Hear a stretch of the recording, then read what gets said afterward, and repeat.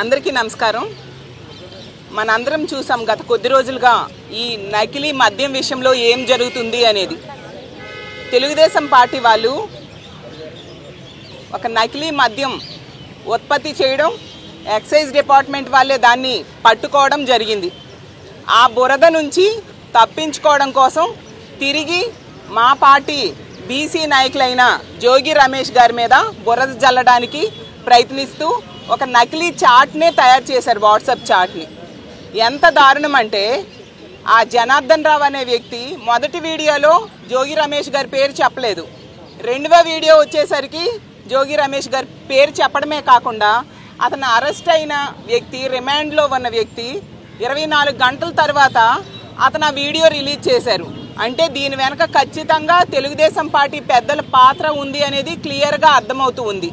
చంద్రబాబు నాయుడు గారికి, తెలుగుదేశం పార్టీ వాళ్ళకి బీసీలు అంటే మొదటి నుంచి కూడా కక్ష సాధింపు ధోరణి అనేది ఎన్నో సందర్భాల్లో చూసాం. జోగి రమేష్ గారు చేసిన తప్పు ఏంటంటే ఆ రోజు నకిలీ మద్యం డెన్ దొరికినప్పుడు వెళ్ళి నారావారి సారా దొరికింది అని చెప్పారు. నిజమే కదా మాట్లాడారు. అతను నిజం మాట్లాడినందుకు అతని మీద కక్ష సాధింపు చర్యల్లో భాగంగా ఈ విధంగా చెప్పిస్తూ ఉండే పరిస్థితి మనం చూస్తూ ఉన్నాము. మరి ఆ జయచంద్రారెడ్డి అనే వ్యక్తి, అలాగే సురేంద్ర నాయుడు అనే వ్యక్తులు వాళ్ళు తప్పు చేయకుండానే తెలుగుదేశం పార్టీ వాళ్ళు సస్పెండ్ చేశారా అని నేను అడుగుతూ ఉన్నాను. అలాగే తీసుకుంటే ఎంత ఘోరంగా అంటే ఈ నకిలీ మద్యం స్కామ్ విషయంలో మేము మొదటి నుంచి కూడా సిబిఐ ఎంక్వైరీ కావాలి అని అడుగుతున్నాం. కానీ చంద్రబాబు నాయుడు గారు సిట్ వేస్తాను అంటూ ఉన్నారు.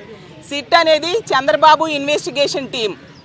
అది చంద్రబాబు నాయుడు గారు ఏం చెప్తే అదే చెప్తారు. ఎందుకంటే ఈ విషయంలో కూడా చంద్రబాబు నాయుడు గారు ప్రెస్ మీట్లో చెప్పారు.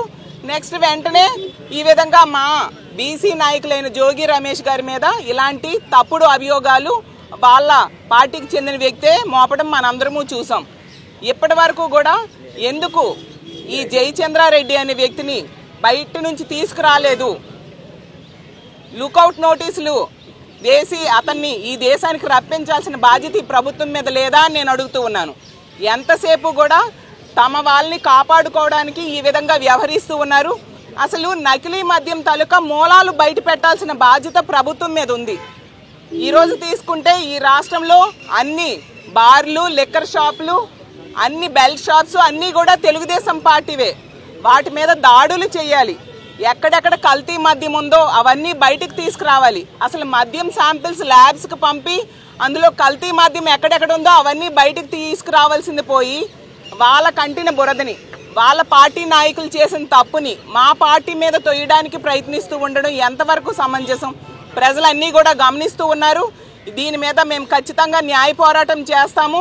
నకిలీ మద్యం నిందితులందరూ బయటికి రావాలంటే ఖచ్చితంగా సిబిఐ ఎంక్వైరీ వేయాలి. అందుకు మా YSR Congress party CBI enquiry వేసేంత వరకు కూడా పోరాటం చేస్తుంది. నకిలీ మద్యం వలన ఈరోజు తీసుకుంటే రాష్ట్రంలో ఎంతోమంది ప్రాణాలు పోతూ ఉన్నాయి. అలాగే ఆడవాళ్ళ మీద అఘాయిత్యాలు జరుగుతూ ఉన్నాయి. దారుణంగా ఈరోజు రాష్ట్రంలో నకిలీ మద్యం వలన వ్యవస్థలన్నీ కూడా ఎంత భయంకరంగా తయారవుతూ ఉన్నాయో మనం చూస్తూ ఉన్నాము. శాంతి భద్రతలకు విఘాతం కలుగుతూ ఉంది. కాబట్టి ఈ నకిలీ మద్యం అనేది లేకుండా చేయాల్సిన బాధ్యత ఈ ప్రభుత్వం మీద ఉంది. కాబట్టి వెంటనే సిబిఐ ఎంక్వైరీ వేయాలని మేము డిమాండ్ చేస్తూ, జోగి రమేష్ గారి మీద, అతను ఒక బీసీ నాయకుడు, ప్రజా సమస్యల మీద పోరాడే వ్యక్తి, అలాంటి వ్యక్తి మీద కుట్రపూరితంగా వీళ్ళు వ్యవహరిస్తూ ఉన్నారు. మా పార్టీ అతనికి సపోర్టుగా ఉంటుంది. ఖచ్చితంగా న్యాయం జరిగేంత వరకు కూడా మేము పోరాటం చేస్తామని తెలియజేస్తూ ఉన్నాను. Thank you. ఈరోజు నకిలీ మద్యం తయారు చేస్తా రెడ్ హ్యాండెడ్గా దొరికిపోయి ఏదైతే ఆ రోజు గత వైఎస్ఆర్సీపీ ప్రభుత్వంలో ప్రభుత్వమే మద్యం దుకాణాలు నిర్వహిస్తా ట్రాన్స్పరెంట్గా కూడా ఆ రోజు చక్కగా ఎక్కడా కూడా ఈ చీప్ లిక్కర్ విషయంలో కానీ, నకిలీ విషయంలో కానీ ఎక్కడ పొరపాటు లేకుండా జరుగుతున్నటువంటి వ్యవస్థను పక్కన పెట్టి ఈరోజు దళారీ వ్యవస్థ, ఒక ప్రైవేటు వ్యవస్థ, అందులో కూడా తెలుగుదేశం పార్టీ నాయకులు, కార్యకర్తలు వాళ్ళే ఈరోజు అందరూ కూడా ఎమ్మెల్యేలు, మంత్రులుగా ఉన్నటువంటి వాళ్ళే ఈరోజు ఆ షాపులన్నింటినీ కూడా బలవంతంగా కూడా తీసుకొని నిర్వహిస్తూ ఉన్నారు. దీనికి తోడు ఈరోజు ఏంటంటే నకిలీ మద్యం ఎక్కడ విచ్చలవిడిగా నకిలీ మద్యం షాపుల్లో దొరుకుతా ఉందని చెప్పి వైఎస్ఆర్సీపీ మొదటి నుంచి కూడా చెప్తా ఉన్నప్పటికీ కూడా ఎక్కడ లెక్క చేసిన పరిస్థితి కనిపించలా. ఈరోజు మదనపల్లిలో రెడ్ హ్యాండెడ్గా అక్కడ పబ్లిక్గా మ్యానుఫ్యాక్చరింగ్ యూనిట్ ఒకటి తయారు చేసి అక్కడి నుంచి స్టేట్లో ఉన్నటువంటి ప్రతి షాప్స్కి కూడా సర్క్యులేట్ చేసిన పరిస్థితిని ఈరోజు మనం చూసినాం.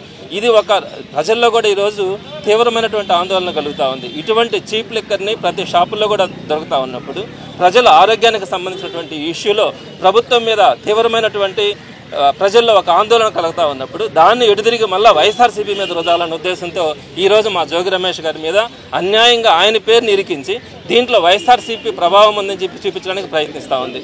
వైఎస్ఆర్సీపీ మొదటి నుంచి కూడా విద్యలో కానీ వైద్యంలో కానీ ప్రతి దాంట్లో కూడా గవర్నమెంట్ సిస్టమ్స్ని తీసుకొచ్చింది. అలానే లిక్కర్లో కూడా గవర్నమెంట్ సిస్టమ్స్ని తీసుకొచ్చి ఎక్కడ కూడా పొరపాట్లు లేకుండా చేసినటువంటి పరిస్థితుల్లో ఈరోజు వీళ్ళు చేసినటువంటి ఈ నకిలీ మద్యం కేసులో ఈరోజు వైఎస్ఆర్సీపీ లీడర్స్ని కూడా ఇరికించి ప్రజల్ని తప్పుదావ పట్టించడానికి ప్రయత్నిస్తూ ఉన్నారు. ఇది ప్రజలందరూ కూడా గమనించినారు. ఈరోజు ఎక్కడా కూడా తెలుగుదేశం పార్టీని నమ్మే పరిస్థితి కూడా లేదు.